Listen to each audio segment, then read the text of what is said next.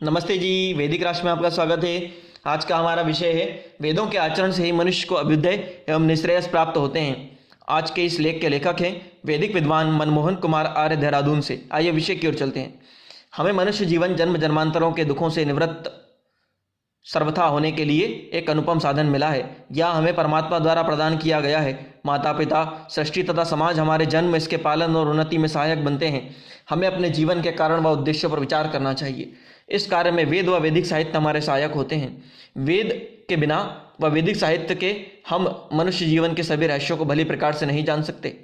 वेद व वेदानुकूल ग्रंथ सत्यार्थ प्रकाश का अध्ययन कर ही हमारे जीवन की गुत्थी सुलभ हो सकती है।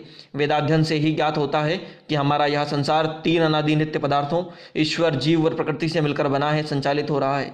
हम जीव कहलाते हैं, जो अनादि नित्य सत्ता है। हमारी आत्मा की कभी उत्पत्ति नहीं हुई और न ही इसका कभी नाश व अभाव हुई होता है। यह संसार में सदा से है, सदा से रहेगा। हमारा जीवात्मा सूक्ष्म वाल परिणाम वाला है।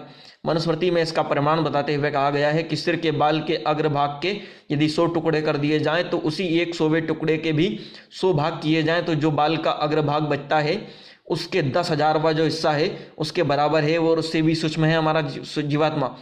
हमारा यह आत्मा चेतन सत्ता है। चेतन सत्ता ज्ञान व कर्म करने की शक्ति से युक्त होते हैं। इनके लिए जीवात्मा को मनुष्य या अन्य प्राणी योनियों में से किसी एक योनि में जन्म मिलना आवश्यक है। मनुष्य योनि सभी प्राणी योनियों में सब सर्वश्रेष्ठ होती है। मनुष्य योनि में ही संभव होता है कि हम ईश्वर व प्रकृति का ज्ञान प्राप्त कर सकें। यह ज्ञान वेदों के द्वारा उपलब्ध होता है। ज्ञान का मूल ईश्वर व उसका वेद ज्ञान ही है। यदि ईश्वर ना होता तो वह ना वेद होते, ना ही ईश्वर रचित व संचालित संसार होता। प्रश्न होता है कि क्या ईश्वर ने यह संसार अपने किसी सुख के लिए बनाया है? उत्तर मिलता है कि ईश्वर सच्चिदानंद स्वरूप है। वह हर काल में आनंद से युक्त है। वह अपने लिए संसार कभी नहीं बनाता। उसका स्वभाव धार्मिक, दयालु, न्यायकारी, करुणा से युक्त है। जीव असहाय व अल्प शक्ति से युक्त सत्ता है। इनको सुख देने व मोक्ष आदि का अमृतपान कराने के लिए ही परमात्मा ने इस संसार को रचा है, वह इसे चला रहा है। ईश्वर के गुणों व कर्तव्यों को जानकर हमें भी उसके अनुसार ही आचरण व व्यवहार बनाना और करना चाहिए। इसी में मनुष्य जीवन व आत्मा की सार्थकता और सफलता होती है। ईश्वर को यथार्थ रूप में जान लेने और वेदों का ज्ञान प्राप्त कर लेने पर मनुष्य का जीवन कर्तव्य पथ प्रशस्त हो जाता है। वेदों के अधिकांश रहस्यों को ऋषि दयानंद ने सत्यार्थ प्रकाश ग्रंथ में प्रस्तुत किया है। मानव जीवन को इसके उद्देश्य अनुसार चलाने, जीवन के 4 पुरुषार्थ धर्म, अर्थ, काम, मोक्ष को प्राप्त कराने में सत्यार्थ प्रकाश की महती भूमिका है। जो बंधु वेद और सत्यार्थ प्रकाश आदि वैदिक साहित्य की उपेक्षा करते हैं वह सत्य ज्ञान को प्राप्त होना न होकर जीवन को उसके उद्देश्य और लक्ष्य की ओर न चलाकर उससे प्राप्त होने वाले लाभों से वंचित रह जाते हैं। अतः सबको वेद ज्ञान की प्राप्ति के लिए ऋषि दयानंद के ग्रंथ सत्यार्थ प्रकाश, उपनिषद, दर्शन, मनुस्मृति सहित वेदों का अध्ययन करना चाहिए। इससे मनुष्य को ईश्वर, जीवात्मा, सृष्टि विषयक ज्ञान प्राप्त हो जाता है। कर्तव्य और सत्य आचरणों के द्वारा वह जीवन के 4 पुरुषार्थों को प्राप्त होकर अपने मनुष्य जीवन को सफल करता है। वेदों से ही हमें ईश्वर व जीवात्मा के सत्य स्वरूप सहित भौतिक जगत के उपादान कारक प्रकृति विषयक यथार्थ ज्ञान भी प्राप्त होता है। वेदाध्ययन से हमें विदित होता है कि ईश्वर एक सच्चिदानंद रूप, निराकार, सर्वशक्तिमान, न्यायकारी, दयालु, अजन्मा, अनंत, निर्विकार, अनादि, अनुपम, सर्वधार, सर्वेश्वर, सर्वव्यापक, सर्वंतर्यामी, अजर, अमर, अभय, नित्य, पवित्र सृष्टि करता है। ईश्वर सर्वज्ञ है। वह जीवों को उनके कर्मानुसार जन्म और मरण की व्यवस्था सहित उन्हें सुख और दुख प्राप्त कराता है। ईश्वर ने अपना वह संसार का परिचय देने के लिए ही सृष्टि की आदि में आमैथुनी सृष्टि में उत्पन्न 4 ऋषियों व मनुष्यों को वेद ज्ञान दिया था। वेद ना होते तो हमें ईश्वर, आत्मा और सृष्टि का परिचय कदापि प्राप्त न होता।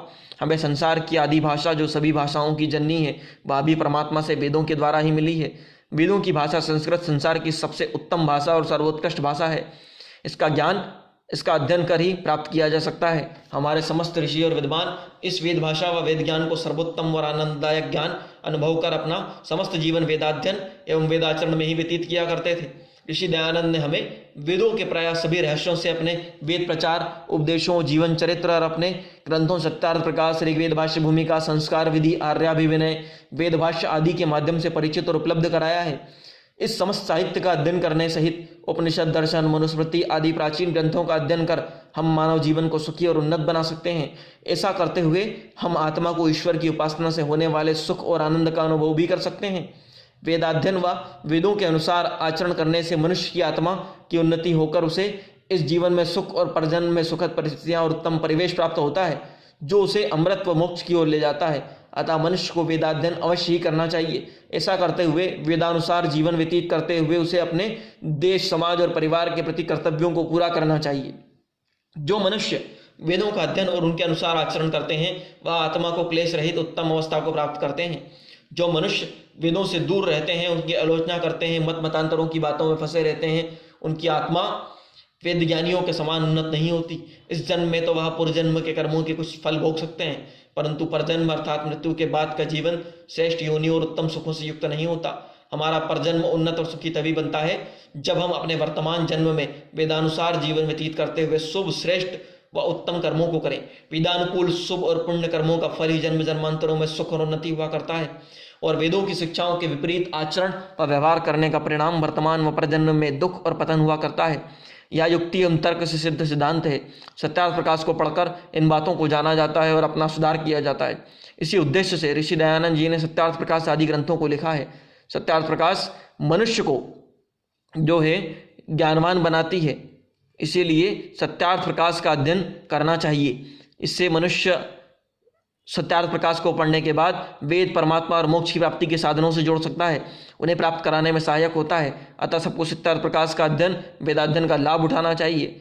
मनुष्य का आत्मा अनादि, अनुत्पन्न, सनातन, अविनाशी और अमर है। जन्म व मरण धर्मा होने से इसके जन्म व मृत्यु होते रहते हैं। मृत्यु व जन्म दोनों ही दुख देने वाले होते हैं। जीवन में सुख तभी मिलता है जब संसार में सुख अधिक और दुख कम है। यदि वहाँ शुभ कर्मों को ही आश्रय ले तो हमारे जीवन में सुख अधिक होंगे, दुख कम होंगे। दुखों को पूरी तरह से दूर करने का एक ही उपाय है, वह है मोक्ष के साधनों को जानें, उनका आचरण करें। मोक्ष संबंधी शंकाओं को दूर करने के लिए ऋषि दयानंद ने सत्यार्थ प्रकाश के नवम समुल्लास में विस्तार से विचार प्रस्तुत किए हैं। इनके समर्थन में प्राचीन वैदिक साहित्य के प्रमाण दिए हैं। सब मनुष्यों को इस अध्याय को अवश्य पढ़ना और समझना चाहिए। यदि हम मोक्ष के साधनों को अपनाते हैं तो हमें जीरो रिस्क का वाला कह सकते हैं। इसकी प्राप्ति के लिए प्रयत्न करने से हमें हानि कुछ नहीं होती, लाभ बहुत बड़ा होता है। हमारे ऋषि मुनि बहुत विद्वान व ज्ञानवान होते थे। उन्होंने परीक्षा व विवेचना कर मोक्ष की प्राप्ति को ही सर्वोत्तम सुख बताया है। इसी के लिए सब मनुष्यों को प्रयत्न करना चाहिए। मोक्ष की प्राप्ति होने पर हमें ईश्वर के सानिध्य में उस जैसा परमानंद प्राप्त होता है। हम मोक्षावधि में 31 नील 10 खरब वर्ष से अधिक अवधि तक के लिए दुखों से पूरी तरह निवृत्त हो जाते हैं। अतः वेदों व सत्यार्थ प्रकाश आदि ग्रंथों सहित उत्तर समस्त वैदिक सत्साहित्य से हमें लाभ उठाना चाहिए। इसी से हमारा व समस्त मानव जाति का कल्याण होगा। मनुष्य जीवन के कल्याण का मार्ग वेद से उत्तम दूसरा कोई मार्ग नहीं है। ओम। प्रस्तुत लेख के लेखक हैं वैदिक विद्वान मनमोहन कुमार आर्य, देहरादून से। इस तरह के अन्य वैदिक लेखों के लिए, प्रेरणादायक कहानियों के लिए, महापुरुषों के जीवन के प्रेरक प्रसंगों के लिए वैदिक राष्ट्र यूट्यूब चैनल को लाइक करें, शेयर करें, सब्सक्राइब करें, बेल आइकॉन की घंटी को दबा दें। धन्यवाद।